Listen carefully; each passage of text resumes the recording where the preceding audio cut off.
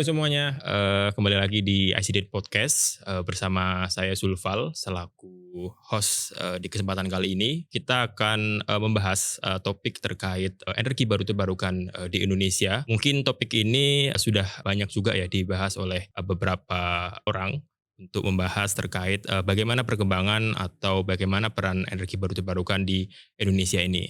Jadi mungkin saya sapa terlebih dahulu untuk Bu Tri Mumpuni. Selamat siang Bu, bagaimana kabarnya Bu Selamat Puni? siang, sehat alhamdulillah ya. Saya kok melihat Bu Puni selalu semangat karena spirit beliau tinggi untuk membangun bagaimana Indonesia ini bisa lebih baik. Mungkin, sekilas Bu Puni baru balik dari Dari Brasil Bu. Brasil. Tadi Ja malam mendarat, tadi malam. mendarat Jadi dan nggak tidur semalaman oke. karena jet lag. Acara apa Bu kalau boleh tahu Bu? Bicara pemenuhan energi untuk masyarakat di daerah terpencil, kalau kita tuh bilangnya 3T ya, Hmm, tertinggal, terluar, termiskin, pokoknya gitu yang nggak baik-baik lah kasihan sebetulnya.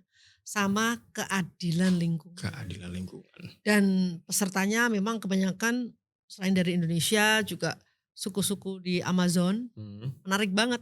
Tapi membuat saya itu jadi seneng sekaligus sedih gitu. iya. Saya kan membawa secara nggak sengaja ada delegasi Indonesia itu ada anak-anak muda gitu loh. Itu merefleksikan saya tahun 90-an saya juga datang ke Costa Rica waktu itu membahas hal yang sama. Oke. Jadi terus dunia ini ya orang yang diberi kekuasaan, saya pertanyakan pada PBB gitu. Terus lu ngapain aja ya gitu. Kok ternyata kasusnya sama bahwa perampasan hak-hak adat gitu Iya. ya. Terus belum terangnya listrik.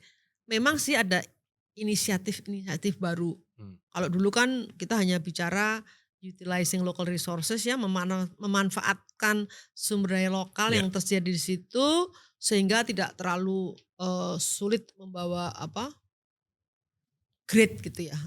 Grid itu jaringan lah, Jaringan. jaringan PLN ke daerah-daerah terpencil di mana pasti dijamin PLN akan rugi Hmm, gitu.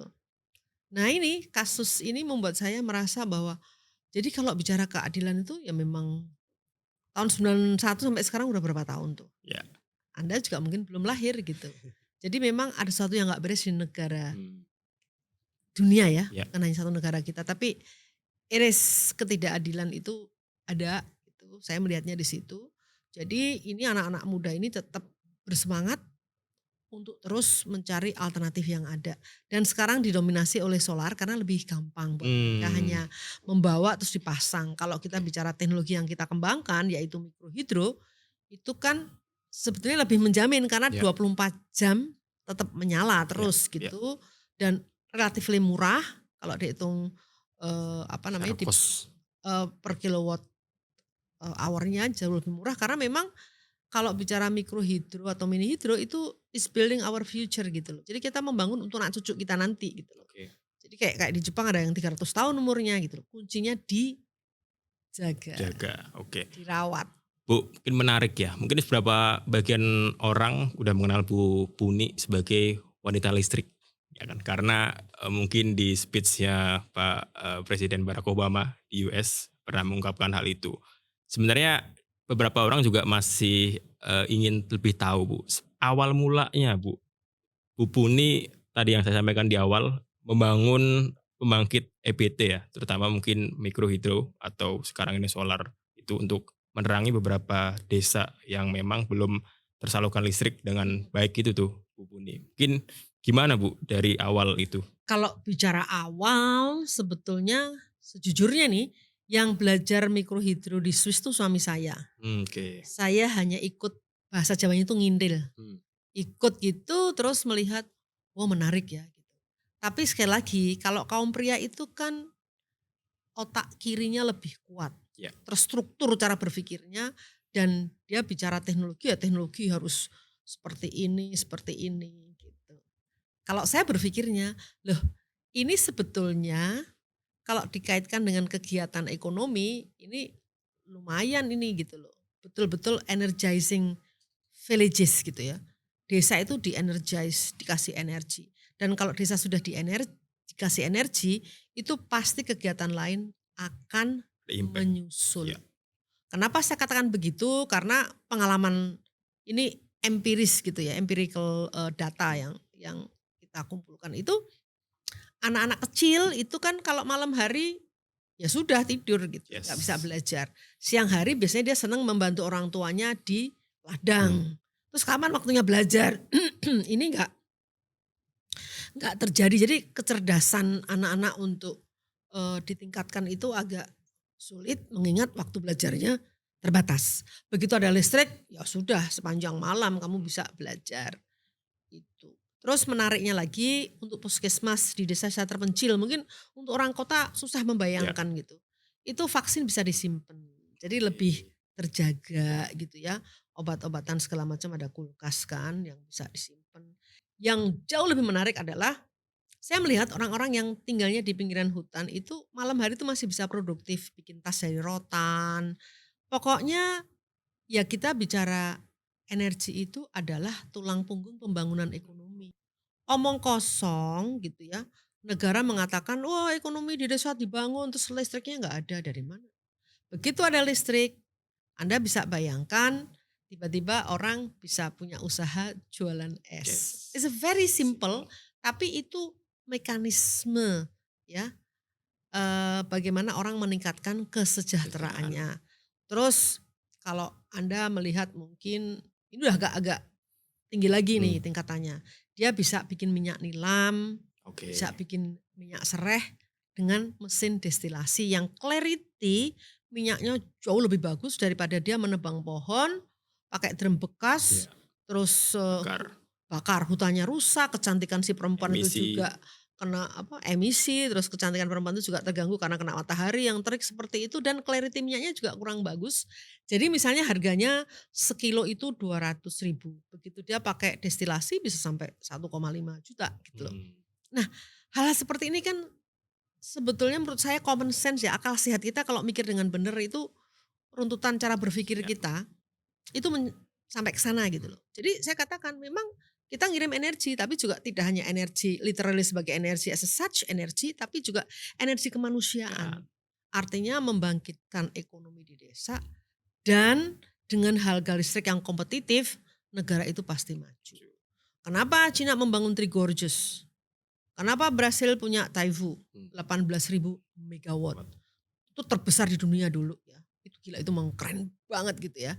Mereka itu berinisiatif Ya. untuk membuat seperti itu. Terus Cina menyusul dengan 26.000 megawatt. Sekarang baru sampai 22 gitu ya. Sehingga membuat listrik mereka murah. Tapi apa Bu yang negara-negara lain bisa nih?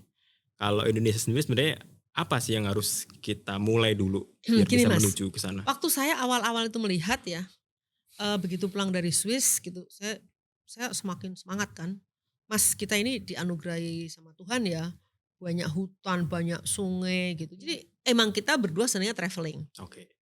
Kalau misalnya nih ke hutan Aceh gitu ngeliat ini gila sungainya bagus-bagus banget terus kita kok gak ada kabel sama sekali. Ah pasti rakyatnya belum menikmati listrik bener. Kita tanya, saya nggak berani ngomong langsung mau listriki ya. Emang lu siapa gitu mau listriki ya kalau duitnya ada gitu.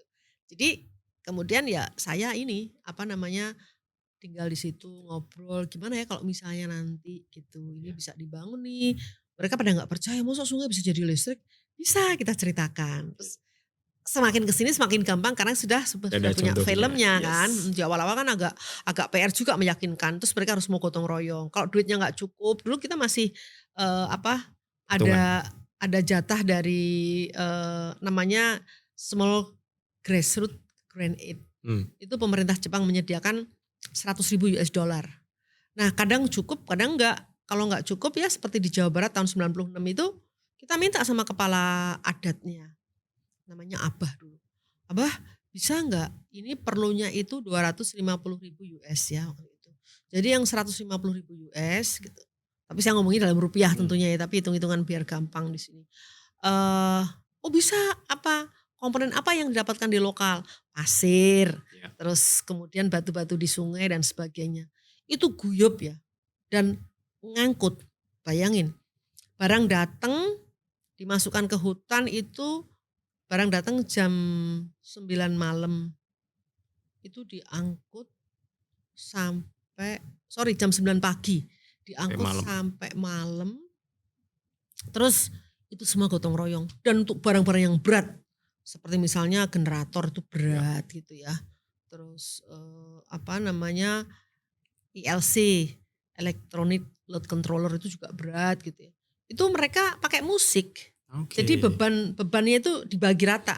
Kalau begini musiknya ke sana yang orang sebelah sini. Jadi Ya. susah dibayangkan pakai pakai apa namanya? Pakai bambu Bambu. gitu. Oke. Keren lah sebetulnya kita itu punya apa yang kita sebut sebagai modal sosial. Nah, yang kita kerjakan sebetulnya membangun modal sosial bangsa ini. Hmm. Modal sosial itu apa sih? Orang kan suka Ya. abstrak gitu ya. Lah, kan ada 5 modal pembangunan itu. Pertama modal manusia, ya, human resources. Kita punya banyak lah PhD, udah bergelimpangan di mana banyak gitu ya. Tapi seberapa besar memberi manfaat itu kan dipertanyakan. Terus yang kedua modal sumber daya alam. Oh Tuhan kurang ngasih apa? Yang ketiga modal sosial. Oke. Modal sosial itu penting banget karena apa? Memberikan semangat orang untuk bergotong royong mencapai tujuan tertentu tanpa pamrih. Dan dia yakin bahwa hasilnya itu bagus. Betul-betul bagus. Terus yang keempat modal spiritual pastilah. Makanya ada subak di Ya. Bali segala macam ya. Mereka percaya gitu. Terus yang terakhir ini bonus menurut saya modal finansial. Finansial. Unfortunately di negeri kita bahkan di negara manapun itu. Terus modal finansial itu dijadikan nomor 1. Bahwa ada Yes. duit dulu gitu nggak bisa. Yes. Itu makanya jadinya seperti sekarang banyak kerusakan di mana-mana. Karena orang berpikirnya financial Finansial. capital. Oke. Padahal harusnya social capital. Yes. Contoh konkret terakhir. Kita tuh bisa merdeka ya dulu dengan bambu runcing mas. Nggak ada IMF, nggak ada World Bank untuk membangun. Tapi semua yakin bergotong royong untuk Negara. memperbaiki negara ini dengan Oke. Bu, saya juga lihat di beberapa artikel ya. Jadi memang ketika membangun mikrohidro itu juga sebagian listriknya juga dijual PLN ya untuk mendapatkan mungkin beberapa finansial tadi. Nah itu sebenarnya kan benar-benar ada co-benefit yang bisa didapatkan selain listrik itu tuh Bu. Betul. Jadi sekarang kalau yang berjalan seperti apa Bu? Jadi kalau yang sudah Menarik. dijual, nah dana-dana itu kan sebenarnya bisa dialokasikan. Menarik mas. Ini sekali lagi kembali kepada sistem di negeri kita yang tercinta ini. Saya awalnya semangat, lama-lama kecewa, tapi ngapain ya kecewa, ya udahlah. Mungkin cara Tuhan mengatur negeri ini seperti itu gitu. Akhirnya gitu. Saya pertama kali melihat ada listrik bisa dijual ke grid. Ke grid itu kalau kita PLN ya. Ya. Itu di Swiss. Oke. Ada petani punya 13 kilowatt, kecil kan sebetulnya. Saya ngeliat dia jalan gitu, masih kebayang deh dia nutupin stoknya. Terus dia bilang, ini kalau saya lagi tidak giling gandum, ya itu saya jual ke grid. Nanti jadi ada apa? Setiap bulan itu ada ekspor impor metering. Tapi saya tinggal mengakumulasi, ini uang pensiun saya. Ting, buat saya ini bisa dicontek di Indonesia ini. Tapi kan harus ada regulasi dulu. Wah, makanya saya datang ke PLN, datang ke ESDM. Sedemikian rupa sejak pulang dari Swiss itu untuk harus ada. Akhirnya muncullah namanya PSK tersebar. Pembangkit skala kecil, pokoknya dari ini tersebar. Jadi kita bilangnya distributed power generation gitu kan. Mimpi saya di Indonesia itu ada 1000 desa yang bisa seperti itu. Sehingga Anda bisa bayangkan di ujung-ujung distribusi PLN itu yang namanya tegangan itu dijamin itu nggak bisa 220. Jauh mas, karena kan harusnya cuma 75 kilo ya kalau sesuai dengan dari gardu gitu, sesuai dengan keteknikan. Ini kan boro-boro untuk teknikan sampai 200, yang penting pokoknya desa terpencil itu semua ditarik jaringan bisa. Tapi dengan disuntik di ujung-ujung distribusi, ini yang ngomong anak elektro ya. Saya bukan electrical engineer tapi di kantor banyak gitu. Itu disuntik itu tegangan jadi bagus. Jadi PLN sangat diuntungkan. Yang masuk pembangkit renewable ya, tidak memberikan polusi, nggak ada dampak lingkungan yang signifikan.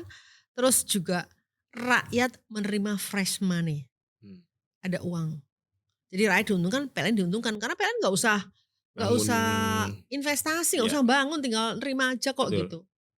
Oke. Wah aku inget banget sampai ngirimin surat ke PLN. Pokoknya saya datang setiap saat Sampai pokoknya direktur PLN waktu itu muak ngeliat muka saya.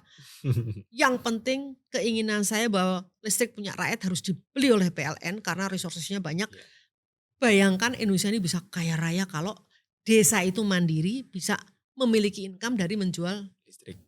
Cuma sekarang masih berjalan Bu yang terkait Masih di berjalan. desa-desa. Yang saya sangat bahagia itu yang di Sumatera Selatan. Hmm, Itu membangkitkan hanya 224 kilowatt. hmm, Dia dapatnya cuman sekitar 50 sampai 65 juta ya.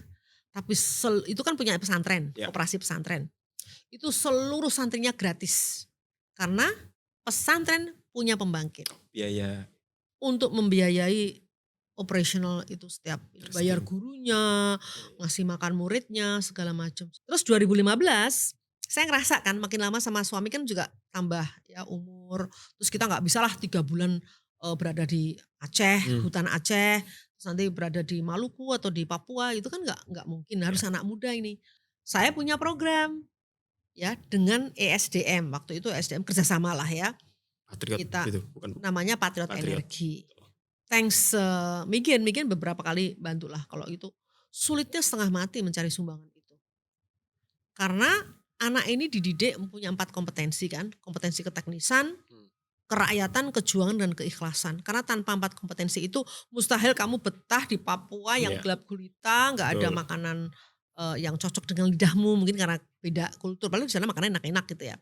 Tapi di sana juga nggak ada air bersih, nggak ada listrik, nggak ada sinyal. Can you imagine gitu loh. Live with nature lah. Ya pulau-pulau kecil itu Mas, kalau anak-anak caranya biar dapat sinyal, satu desa itu di pulau Harus kecil, itu dia naik ini, naik sampan. kapal dulu ke tengah laut, nanti baru ting ting ting ting ting ting semua sinyal bunyi, terus dia kapalnya balik ke pulau dibuka semua pesennya apa. Kalau mau bikin laporan sampai kayak gitu, gitu loh. Pesan Bu buat mungkin anak muda ya sekarang ini yang juga apa namanya berkecimpung juga nih Bu buat menebarkan kebaikan terutama seperti Jalan Ibu Puni membangun beberapa EBT juga di beberapa daerah terpencil ya untuk bagaimana desa tersebut juga bisa terterangi. Mungkin pesan untuk anak muda yang masih berjuang di hal itu tuh, Uni. Untuk berjuang di Indonesia, Anda harus yakin Anda punya endurance. Oke, Daya tahan, daya banting, resilient. resilience harus kuat. Yang kedua, Anda harus yakin hidup ini adalah spiritual journey. Hidup itu perjalanan spiritual. Kamu harus yakin binatang melata pun rezekinya dijamin sama Yang Maha Kuasa. Apalagi kamu sebagai makhluk Tuhan yang dikasih otak ya, punya hati gitu. Asahlah terus kapasitas intelektualmu tapi juga besarkanlah kapasitas empatimu. Hati. Dengan cara itu Anda bisa berjalan di jalan yang benar. Jangan pernah takut. Dalam semua kesulitan, Tuhan itu hadir. Tapi harus dengan keyakinan. Dan jangan sekali-sekali mengambil yang bukan haknya. Bayangkan kalau anak muda Indonesia, ini yang kita didik Hmm, kan baru 1000-an ya. ya, Yang bikin support juga Patriot. itu kan selama setahun dia tinggal di lapangan. Bersama-sama dengan orang yang termarginalkan itu yang belum menikmati listrik. Kalau pesan saya kepada siapapun yang mensponsori kegiatan kami itu, tolong bantulah aku creating critical mass. Ini tanpa ada critical mass ya, jumlah tertentu yang nanti akhirnya menjadi bola salju. Kalau teori atom itu kan kalau udah ting Ya, kena, there akan is menyebar spread. no return, nggak akan ada untuk kembali lagi. Jadi akan langsung menggelinding terus jalan makan semakin lama semakin besar. Jadi sekarang mari bersama-sama menjadi bagian yang bisa mampu menciptakan critical mass untuk anak-anak muda Indonesia yang punya integritas, punya kapasitas intelektual, punya kapasitas empati dan yakin Hmm, bahwa hal-hal baik itu akan mendatangkan kebaikan juga buat diri diri kita. kita. Itu pesan saya buat anak-anak muda sekarang. Jangan terlena lah dengan hal sifatnya materi. Sementara kok hidupmu tuh gak mungkin seumur hidup. Jadi make yourself useful for other people. Jadikan hidup kita bermanfaat buat orang lain. Oke. Terima kasih Bu Buni di podcast kali ini sangat memberikan wawasan semuanya. Jadi terkait tadi pengalaman Bu Buni terkait bagaimana beliau membangun awal di beberapa daerah terpencil ya, bangun energi baru terbarukan dan juga ada juga co-benefit yang warga sekitar juga merasakan. Jadi ini memang sangat inspiratif. Selain itu juga EBT ini juga tidak memberikan dampak lingkungan yang mungkin bisa dibilang nggak ada mungkin ya Bu ya, terkait dampak lingkungan Nggak atau ada sih, nggak ada ya? nggak ada. Justru malah tambahan sedikit lagi saya Mmm, lupa tadi mengatakan, kita menjadi orang yang sangat terhormat di kancah internasional. Artinya apa? Kita pernah mendidik para insinyur dari Rwanda, oke, ya, terus ke Kenya, ada Kamerun juga minta tolong, bahkan yang dari Leyte Island tuh dibangun pembangkitnya. Selain selain insinyurnya kita didik juga. Jadi Anda bisa bayangkan ada namanya kerjasama selatan-selatan, disitulah oke, Indonesia bisa bisa, bangga. oke. Karena kita datang memberikan keilmuan kita. Fiji, sorry aku lupa Mmm, menyebut. Fiji, Vanuatu, Tonga itu.